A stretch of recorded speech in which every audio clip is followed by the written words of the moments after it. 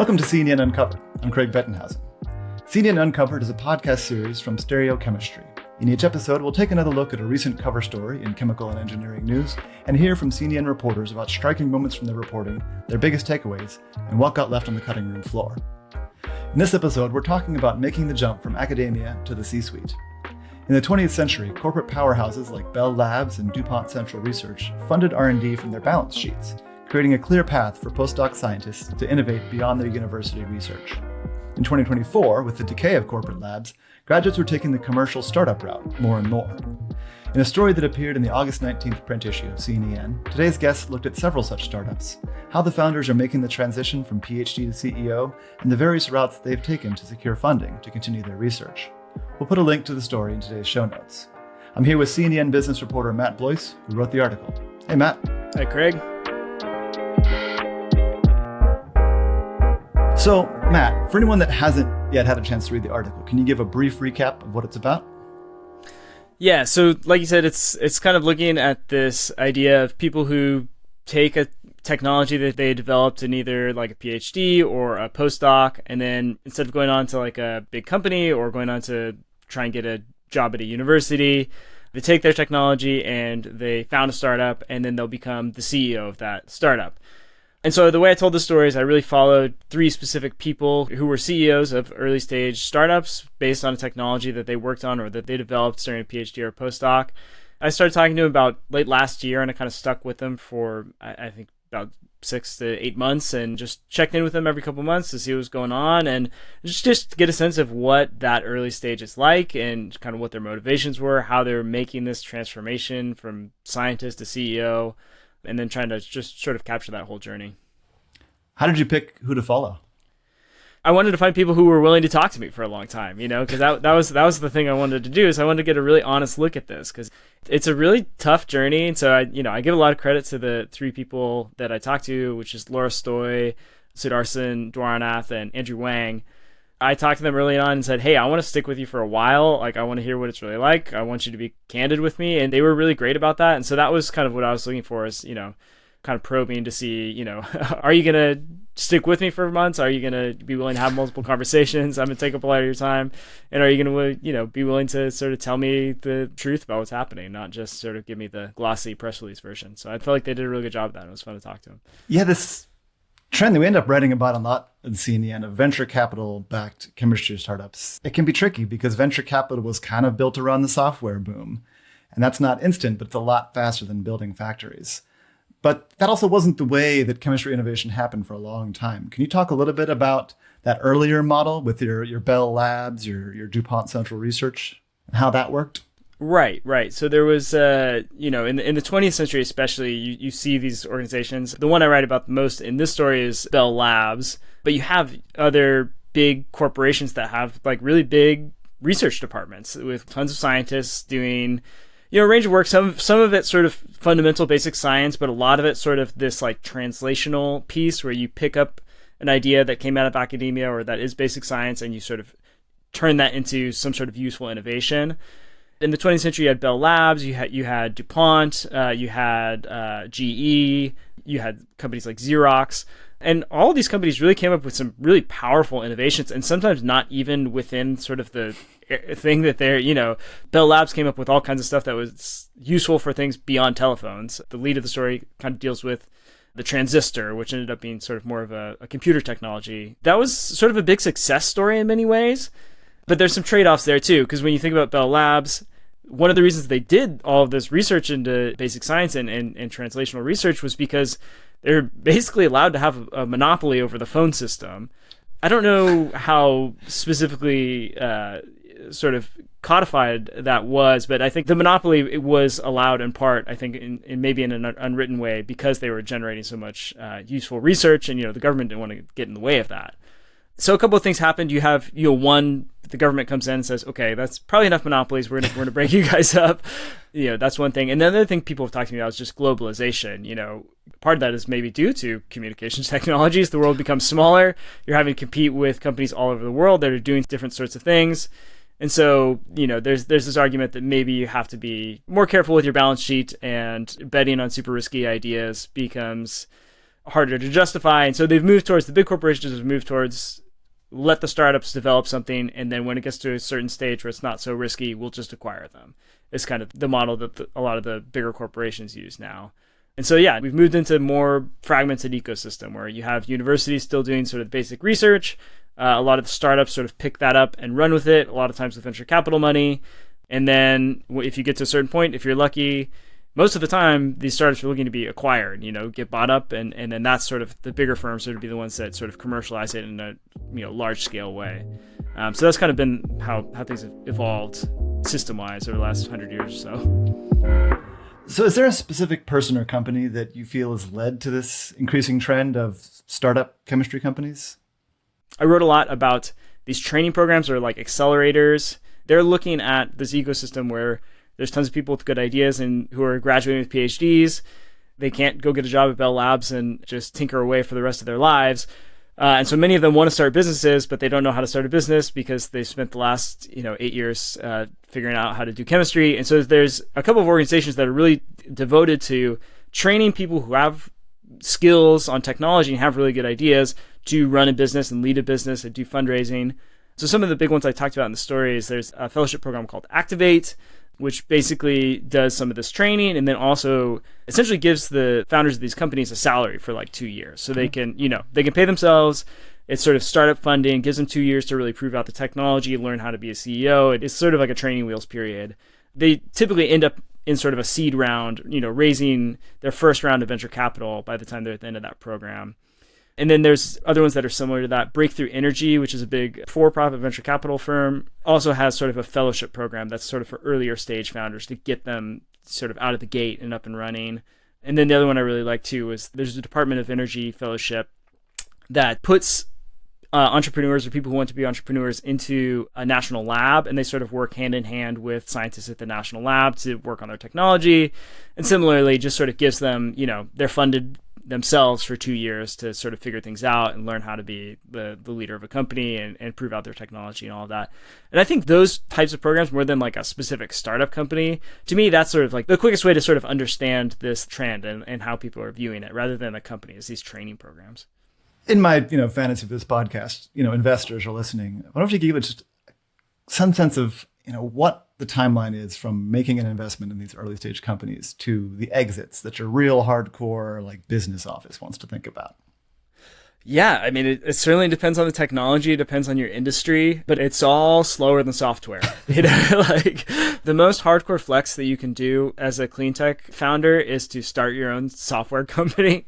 I think software. Yeah. One of the founders I wrote about, Laura Stoy, she was actually the co-founder on a software company. And it's something that basically, it's a software that helps score competitions. They do like science fairs and they do like academic poster sessions.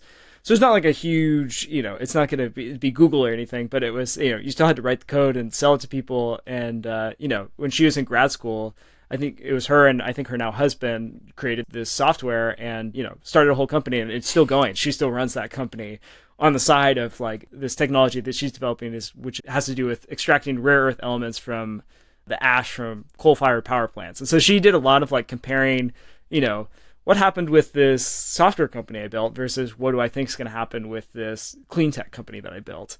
The timelines are just so much longer. And because they're longer timelines, it's harder to see that far into the future too, I think.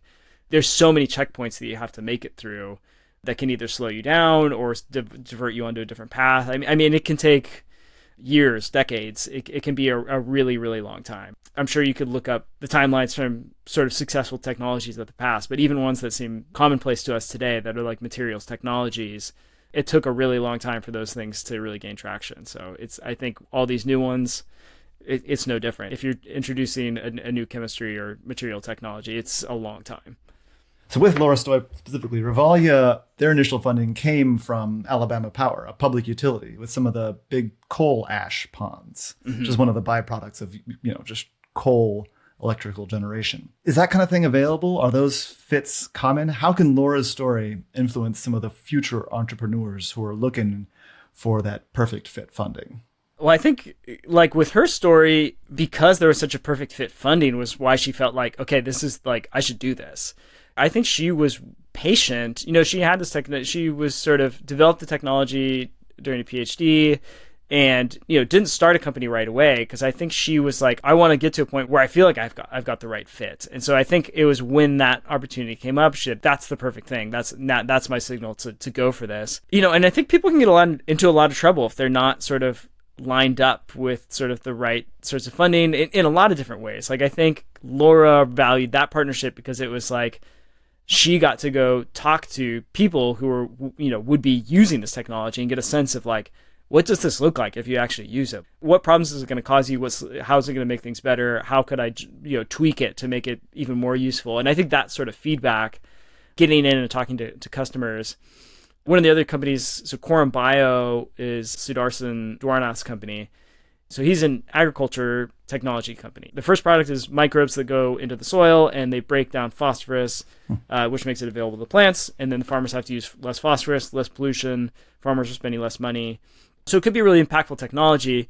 And he has an interesting piece where he ended up getting a fellowship that put him in New York City. And so their labs are in New York City. And he talked to me a lot about, there's some real advantages to being in New York City, because you get connected with, there's 1 million climate tech investors in New York City. When he goes and meets with an investor, he just, he's up the street. Yeah. And talent-wise too, biotech talent in New York City can be a good place to get scientists, and he's had a lot of success with that. But he is always on the road. Like, every time I called him, it was like, I'm in this part of the world. I'm out in the Midwest. I'm meeting with farmers in Memphis. And I think that was a really important thing for him, in a similar way, just like, I got to get out there and get to where my customers are. The more you can sort of align your funding with people who care about what you're doing is the better. So the third company in your story is Standard Potential. And that's Andrew Wang, right? Mm-hmm. Yes. So what is he trying to do with Standard Potential? Standard Potential was a really interesting one to follow. Their technology is they're trying to use sodium-ion cathode materials to make batteries cheaper. And so most batteries that you see in an electric vehicle, and what Standard Potential is really focused on is more like stationary energy storage, like storing electricity from a windmill on the power grid. Most of those batteries are going to be made with lithium. Lithium was, for a long time, very expensive, and the price was kind of going crazy, and people were really worried, how do we, this is really going to affect our ability to produce enough batteries. It's going to make it so expensive. And so there's a lot of interest in, can we use sodium instead of lithium, which would be a lot cheaper? You basically are making these batteries out of soda ash, I think is kind of the ultimate starting material. And then the price of lithium totally tanked. And so the argument, do we need a cheaper raw material, gets weaker and weaker as time goes on. And so they had a really interesting, it's Andrew, and then he has a co-founder, Richard May, who's really involved too. It was really interesting to talk to them throughout sort of the collapse of the lithium price, as they're saying, okay, so what do we do now? We think sodium ion could be this really, regardless of what the price of lithium is, like, it's still a more abundant, cheaper technology that has some other advantages. It's safer in many ways. They made several pivots in the time that I was talking to them. They pivoted to, okay, so one of the key things we had is additive that was going to extend the lifespan of our batteries. We could actually use that same additive in a lithium-ion battery and extend the life of that. And that sort of protects you against sodium versus lithium, because you could use it either way. And they just kept plugging along. They kept working. And they actually, just through the process of making a lot of batteries, came up with a new way to make sodium-ion batteries that they thought would just be a lot cheaper even than what they were doing before. And it has to do with the manufacturing process rather than the raw materials.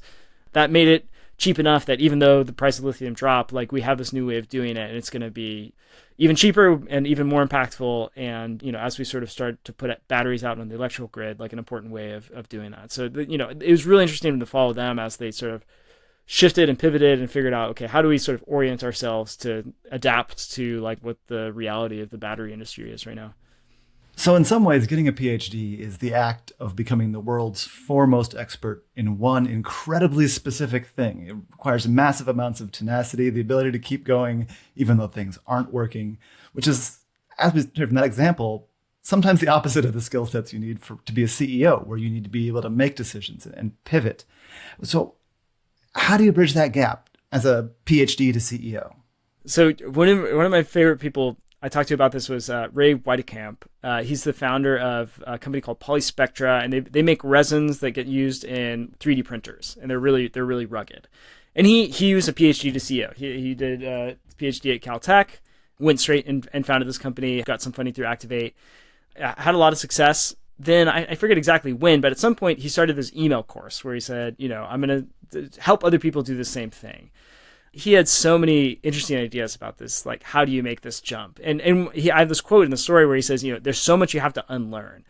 You're taught to do so many things in academia that end up being detrimental if you become a CEO. The people who are successful at this, I think, are people who are not incredibly rigid. Like they went into a PhD and they learned a bunch of stuff and they learned how to be a certain way there. They learned how to like keep going after there's a million failures and just go.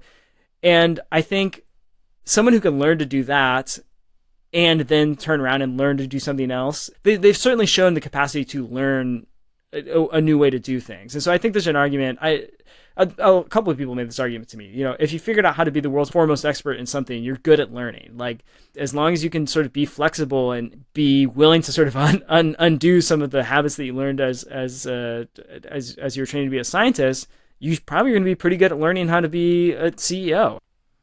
So in some ways, your article is about that transition from PhD to CEO. And if we could talk a little bit more about the training resources that are available, because obviously there is a financial incentive through these venture capital funds and accelerators for people to do that. But how do they get the skills? And actually, I want to talk about this on the podcast because this is the one that blew my mind.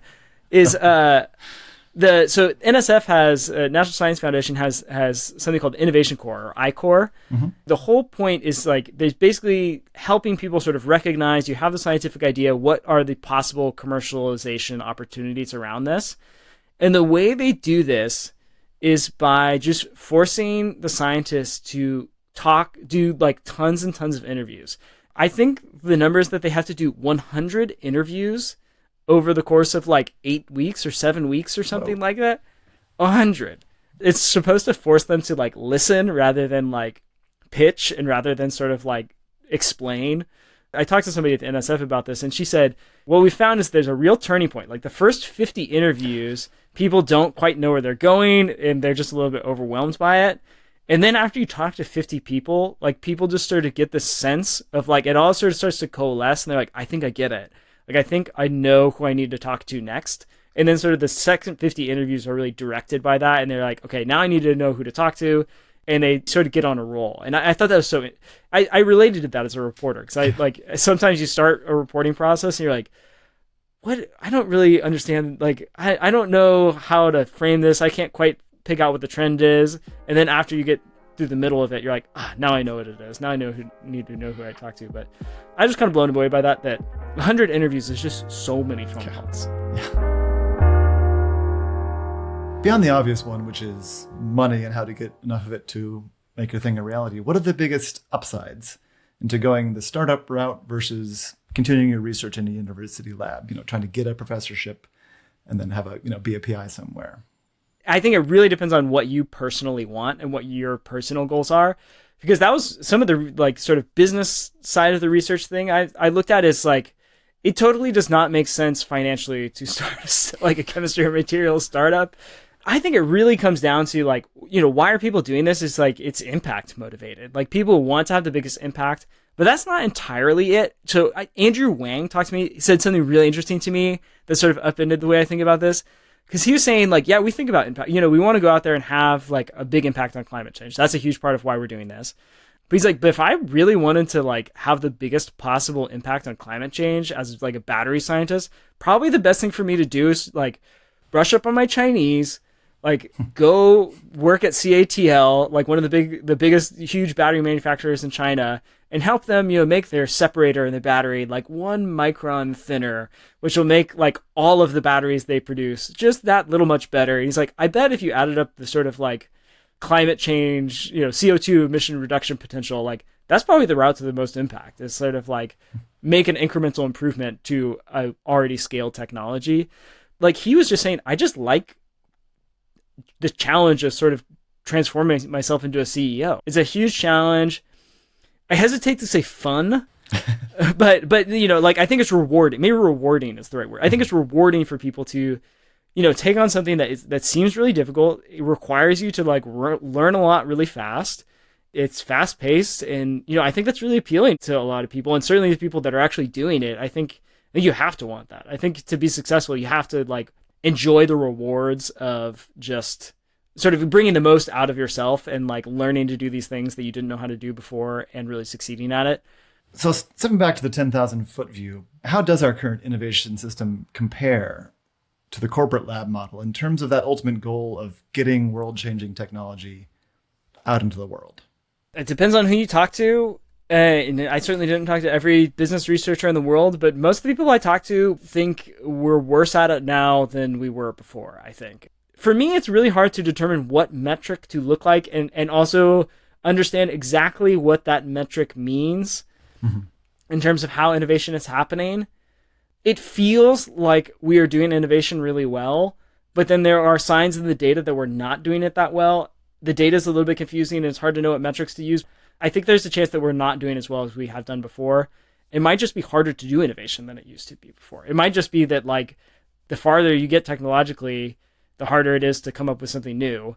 But I feel like people would have said that 100 years ago. Like it always feels like we're high tech. No matter what point in time you are, it feels like you're high tech and there's always more to go. So I don't know. Regardless of whether we are doing it better than we were in the 20th century or whether we're doing it better now, we sort of are living with the system that we have. And that was another thing a lot of people told me is like, we're not going back to the corporate research model. Like, I talked to some people that kind of favor that and thought that that was really good. Even those people are like, those days are gone. So like all we can do is just try to take what we have and do it better. But I think that's the way forward is look at what we're doing now and keep trying to improve it.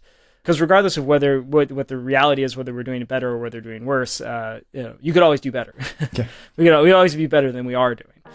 There's a lot more to talk about here. Matt, thanks for diving deep with us on this. Yeah, it was super fun. Love talking about it.